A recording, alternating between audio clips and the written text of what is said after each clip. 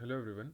In this video, we'll revise what was discussed in day 1, right? For the people who have missed it. In this video, I'm going to assume that you have installed VS Code and Python Interpreter 3.x version, uh, which has been elucidated or explained in the previous video shared, right? So, before we start the course proper, I'd like to take a few minutes to talk about what software actually is. You can imagine a running computer program to be a machine created from the code that you write. I say write, that tells you that a running computer program is created by interpreting words that you write down to make up the design of the program. And the computer is so dumb that it can only understand a very small subset of the words that humans do actually.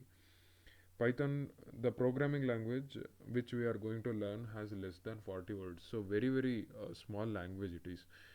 You can master those 40 words in less than a week or so, right? So what is the difference? The difference is practice. You might know the vocabulary, you might know the words of the programming language, but you should also know how to use it, when not to use it, and how artistically it should be put in, so that you get the desired output in the most efficient manner, right? So I would define programming as as playing music, any musical instrument. It requires rhythm, it requires concentration, and it is a form of art. And in this both art, I consider programming as an art. In both of these art forms, uh, one one thing is predominantly major, that is mathematics. So mathematics is something which most of the people are afraid of, but let me tell you friends, mathematics in Python programming, which we are going to see, to understand this particular programming language, you need very minuscule amount of mathematics, uh, provided you are not going too advanced, right? Like greater than, lesser than, comparison operators, or addition, subtraction, multiplication, division, finding modulus operator, then finding an exponentiation of two numbers, so on and so forth. So I'm sure you have got it really strong a long time ago, that particular area of mathematics. So uh, yeah, that's what it is. So having said that, I request you to dedicate yourself for next 7 to 8 days. Follow what I'm trying to say, and be dedicated. Attend all the classes, and yeah, please do not Google before trying. Right? Google, hats off to Google. It has got everything, but please don't Google. Um, Try it yourself. Try it by yourself, and yeah, let's get straight into programming. Now let's start with what are computers. I mean, I know most of you know, but on a formal note, computer is a machine in which we are trying to automate things which are repetitive in nature, and which need faster output, right? If you want to add 100 numbers, you'd write a code for it, right? Because point number one, it is accurate. Computer is very accurate, right? To the point. Point number two, it is fast. It is really fast. It's not that we humans can't do, but it takes really long time to do the same task. Nowadays the computers are being equipped with processors which are having 4.7 gigahertz to 5 gigahertz of processing speed, which essentially means that you can perform up to 5 billion tasks per second, right? They are that fast. So yeah, that's why we use computers. And why do what are programming languages? Programming languages are nothing but your formal languages, right? Formal languages are the ones which are mathematical in nature, which are precise in meaning, which do not have ambiguity, on contrast with natural languages. Natural languages are the ones which we are talking as of now: English, Kannada, which might have ambiguity. We have poetry in natural languages, but not in programming language. Programming language is itself is an art, right? So That is one thing. Programming languages are those formal languages which have precise meaning, which do not have ambiguity, and those are the ones which are understood by our computer by an intermediate or a translator called interpreter or a compiler. All right, in Python uses interpreter. Let's not go into what is interpreter and what is a compiler and what are the differences between them. Let's keep it for at the last. All right. So having said that, why Python? Python, I don't think so. I need to give an introduction to Python programming language about the power. Excuse me.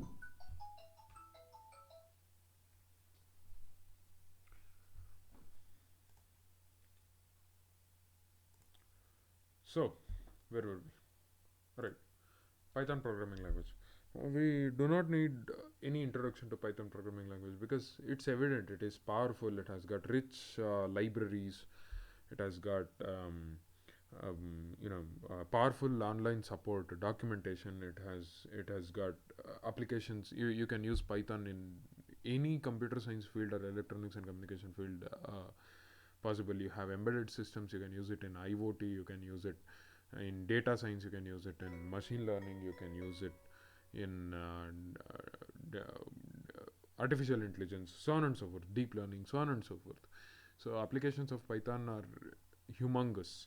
So having said that, let's start with a basic program which prints hello world onto the terminal. To do so, I request you to open a new file. To do so, open your VS Code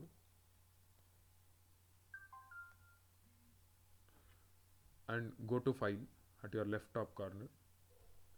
Click on that and you have new file option in it. Click on new file. You'll have a new file opened. Control S, save it. In documents, navigate to documents and create a new folder which says Python tutorials. Inside that, create a new folder, day wise, day 1 or day 2, so on and so forth. Right, inside that I want you to save the the file which says hello world. Name it as hello world, right, without the space, of course, without the space, and save as type. In the drop down menu, please navigate yourself to Python 3. Please remember Python 3. Okay, here it's just Python, no problem. Just click on Python and just save it. Now that I have already got it, I'm not going to save it again. So yeah,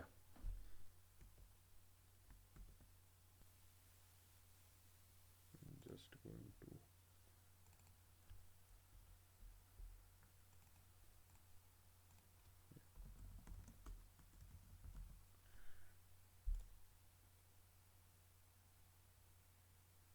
Python. Alright, okay. Now that we have the file saved, now let's type a small program which says print. Print is a function which prints the string or any value onto the terminal. Hello world, right? Go ahead and save it. And at your top right corner there is a run button. When clicked, your application will start running. Right? Can you see the output here, which says hello world? Right? That's it. So this is the first program which we have written. Now this is a simple way how to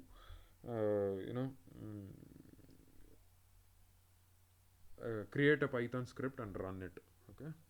So having said that, let's see what's up. Okay, we have hello world program written. Then we have variables and types. Right, in variables and types we have what are variables? Variables are nothing but value holding things, I would say, which can hold any constant value like float or int or for that matter string, something like any constant of that sort, right?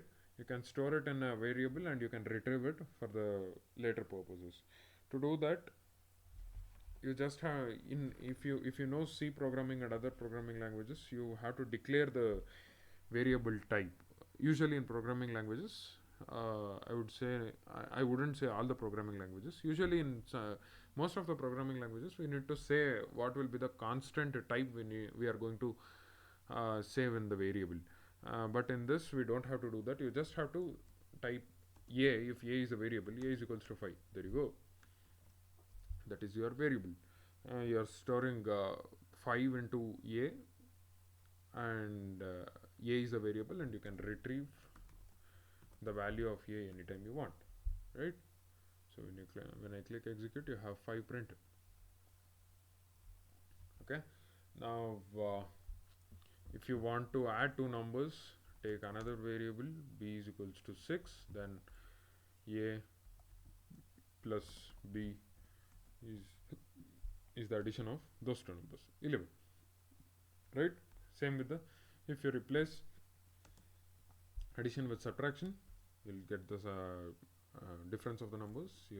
If you replace with asterisk, you'll get the multiplication or the product of these two numbers, division, quotient of these two numbers, and modulus, remainder when divided by divided a by b, right? So yeah, these are some arithmetic operators. There is one more called exponentiation, double asterisk, which will give you the output when a is multiplied by itself b times. That is a raised to b, right? So that is one thing I would say. Now that I have told how variables work, three basic data types in Python is your integer, float, and your string, right? Right? These three are your basic data types in your Python programming language, right? Let's see one by one. You don't have to declare any of these variables, as I told you before. You just have to assign the value directly, right? That is one thing. Second thing is, Python is dynamically typed language. If a variable is assigned with an integer at this point in time, in line number 1, I can also assign it with a string in the very next line. String is anything which is enclosed with double inverted commas or single inverted commas or triple inverted commas in Python, right? You have that flexibility to mention the string in any way you want in these three formats, right?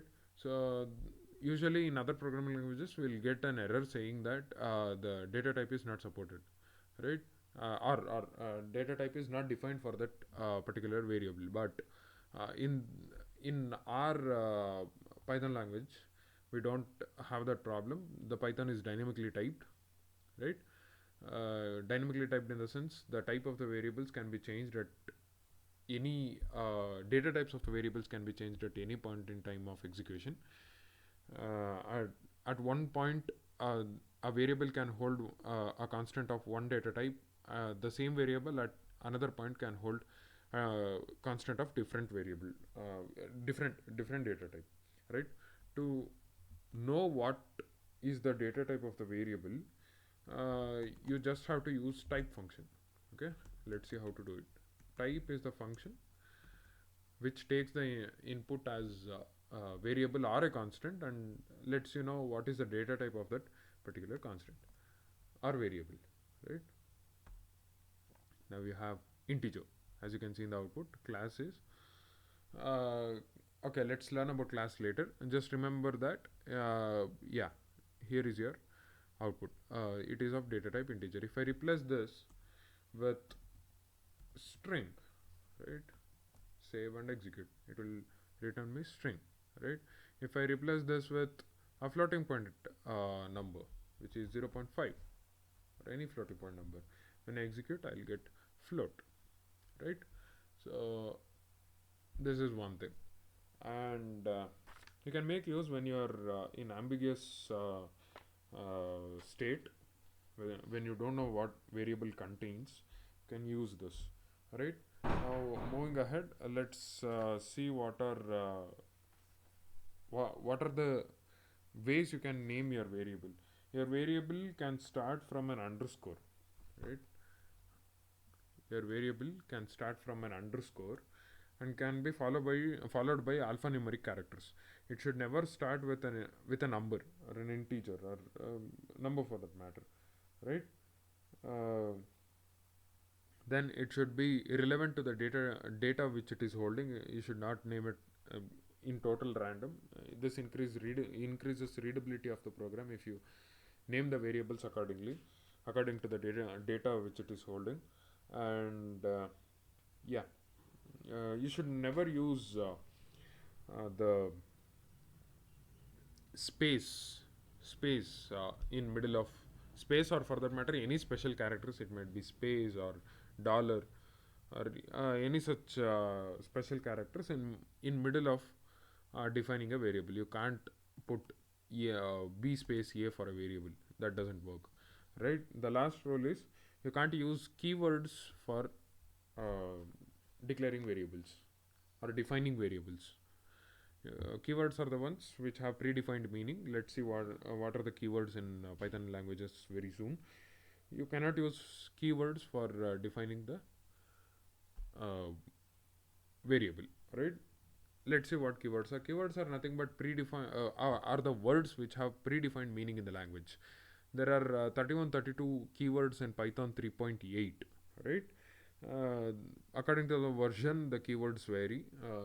In in the version which we are using, it is approximately 32 keywords present. And if you take example, you have if as the keyword, you have else as the keyword, you have for keyword, you have while keyword, you have break keyword, you have class keyword, so on and so forth, right? These have predefined meaning, and they they should not be used as variables. And yeah, they can be used for programming constructs.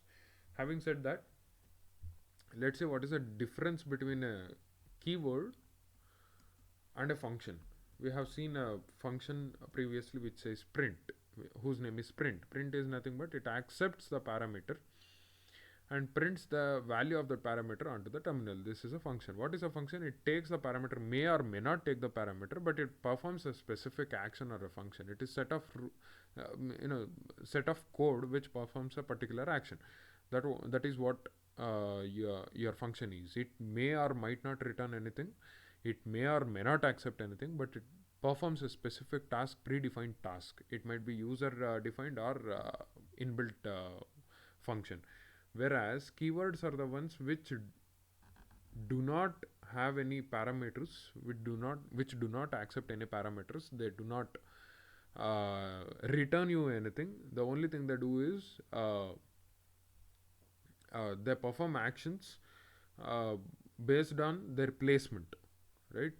uh, Placement or position in the program. They are going to perform the actions, corresponding actions. Having said that, let's move ahead with evaluating expressions, right?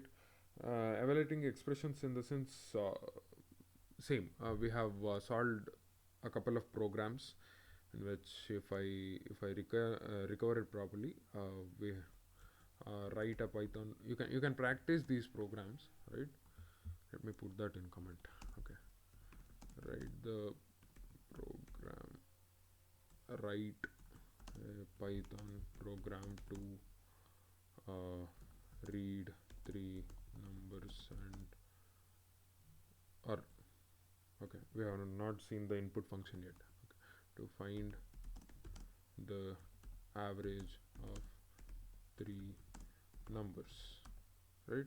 How do you do that? A is equals to 8, B is equals to 9, C is equals to 10, sum is equals to A plus B plus C, right? Print average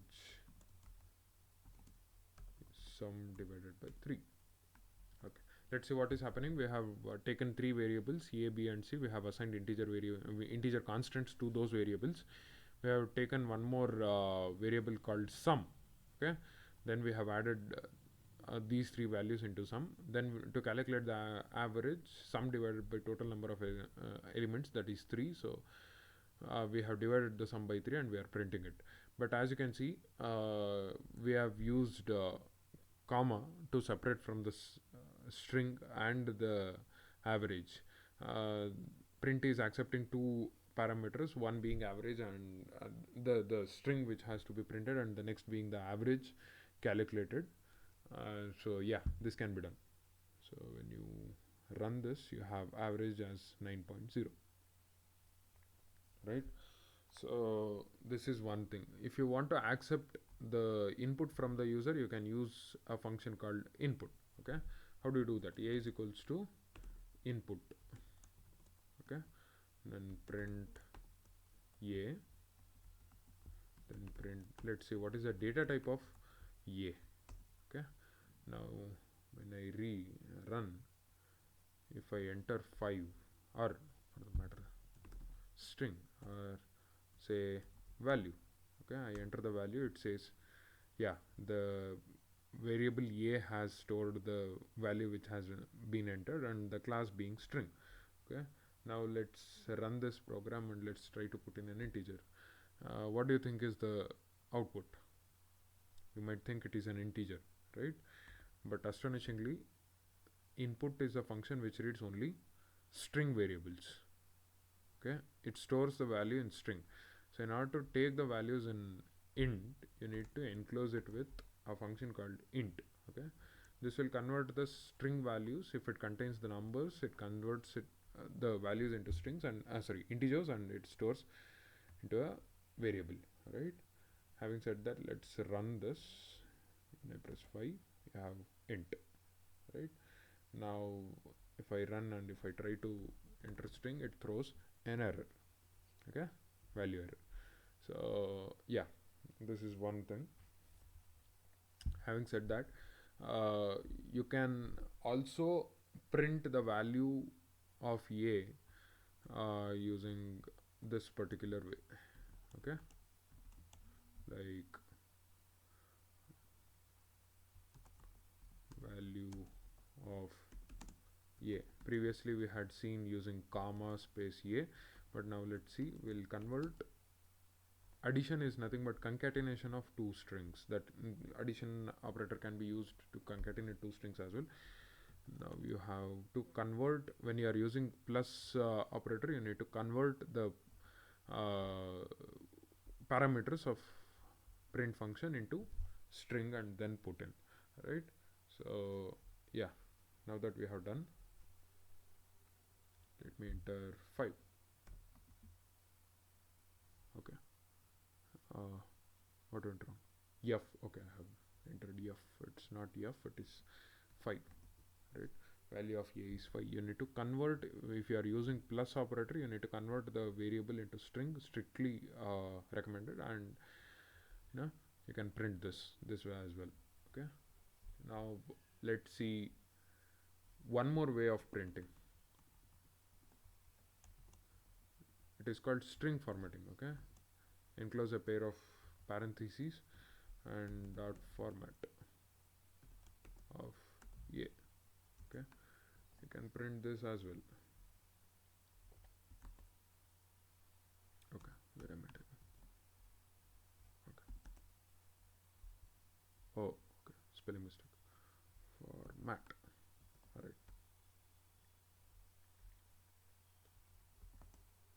value of a is 5. So in the place where you want to print the values, you just put a pair of empty parentheses. Then at the end of the string, you put dot format and the values in the order in which you want to print. Okay, if you want to print next to it, you just print a, b, or okay, save it. Okay, we don't have a variable called c, right? This might throw an error, right? C is not defined. Let's take up a value. C is equals to 9. Okay, now let's see what it has to show. Okay, beautiful. So this is how you print the values onto the screen. So having said that, next we had solved some programs. If I remember good, uh, yeah. Yeah, one more thing I forgot. We also did comparison operators. Let's see what are the comparison operators in Python. We have equals to, we have lesser than or equals to, we have greater than or equal to, we have not equals to, we have greater than, we have lesser than. So please remember these are the comparison operators in Python. The first one takes two operands, one to the left, one to the right, and checks whether both the values are equal or not. If they are equal, it returns true. If not, false. The second one, lesser than or equal to, compares two operands to one towards the one towards the left and the other towards the right. Operand 1 and operand 2. If operand 1 is lesser than or equal to operand 2, it returns true, else false, so on and so forth. In the fourth one, it is opposite to the first one, that is equals to, and the fourth one returns true if both are not equals to, right? So yeah, uh, this is one thing. Then we saw if else construct. Okay, now we are moving ahead with conditionals. So when we need to perform conditional operation in a programming language, we use if else construct, right? Why do we need conditional execution? It is because we need to skip or execute based on a set of instructions based on uh, a boolean value, or a comparison or something like that, right? So let's see the syntax of it. If condition colon, right, then block of code where condition is your binary value. It is either it is true or false. If condition is true, then this particular block of code will be executed. If not, this particular block of code will be exited. Now you can observe two things. First thing is colon.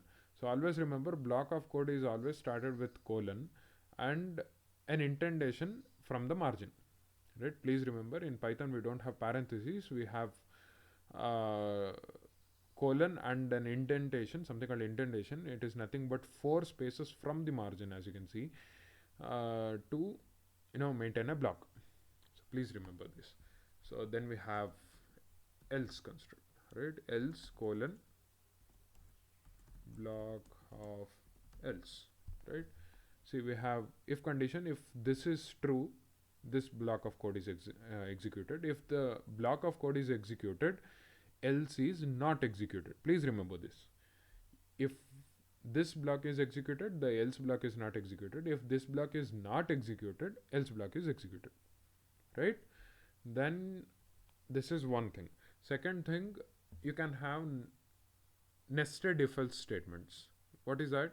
You have if else statement inside if else statements. You can place if condition 2 is true, can execute second block of code, right? So on and so forth. Then you can have